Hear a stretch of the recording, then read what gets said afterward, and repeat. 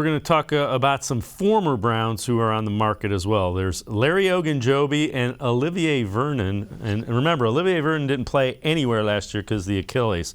When you look at Ogunjobi and Vernon, Vernon would obviously be on an incentive-laden, probably lower-end contract. Any interest in either of those two? Maybe. I think obviously with Vernon, just because a little familiarity in the defense, you want to learn a new playbook. And, him coming off the Achilles, maybe it's a situation where if he comes in cheaper, he's kind of a guy that you bet on with incentives.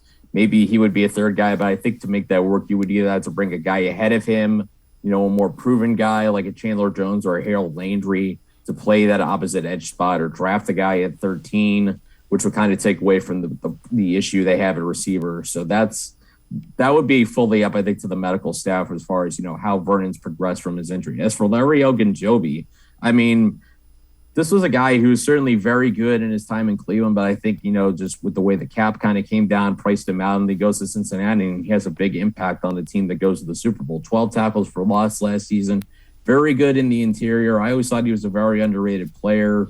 That'd be a good fit. I think that'd be a good little fun reunion to bring him back if it's possible. It'll just kind of come down to how much the Bengals want to try and keep some of the band back together on that defense, because that front really got good in the final 2 months of the season, especially in the playoffs when they really turned it up a notch and helped, give Joe Burrow more opportunities to do his thing in the playoffs.